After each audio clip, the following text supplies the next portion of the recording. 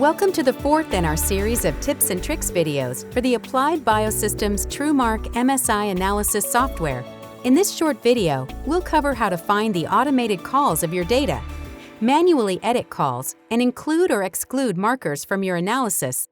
To get started with analysis, from the home page with your samples already imported, click on your batch of interest from the left panel. The right panel will display summary information for each sample in the batch. To open the batch, click on the selected batch's name in blue. This will open the Batch Summary tab. On the far left are your specimen IDs, and in the Overall Call column, you'll see the automated calls made by the software algorithm, which I'll discuss more later in this video. The next four columns include counts of markers that were called as unstable, stable, or no call, and the total number of markers included in the analysis. The Review Flag column highlights if all the quality control tests were met or not. The Well Pair Status column will only have a value in it if you run a matched pair of tumor normal samples. If you do run a matched pair of tumor normal samples, this column will indicate one of three things: match, mismatch, or no call, the definitions of which can be found in the software user guide. Next, I'll show you how to review a specimen, which can facilitate making a manual call. Click on any specimen ID, which will open the Specimen Data tab. The different colored boxes along the top left indicate the different dye channels.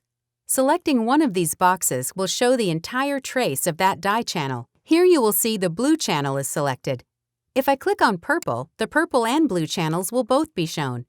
But if, for example, I only want to see the purple channel, I can click the blue box again to deselect it and remove it from the view. If you run a matched pair of tumor normal samples, you'll see the tumor sample on the top and the normal sample on the bottom. On the right panel is a summary of the status of each marker arranged according to dye channel. Select an individual marker by clicking on the marker name. You will then see a zoomed-in view of the trace of that marker. If you run a matched pair of tumor normal samples, you can select the Overlay All button on the top left to overlay the tumor and normal traces. This can help you make a manual edit of an automated call if you choose to do so. Now I'll show you how to include or exclude markers and manually edit automated calls. In the Marker Details tab on the right side of the screen, the Auto Call column displays the calls by the automated calling algorithm. If you'd like to change whether a marker is included or not, use the drop-down under the Include column. And to change a call made by the automated algorithm, use the Manual Call drop-down. And that concludes our video. Don't forget to check out our other videos in this series to learn more about the TrueMark MSI Analysis Software.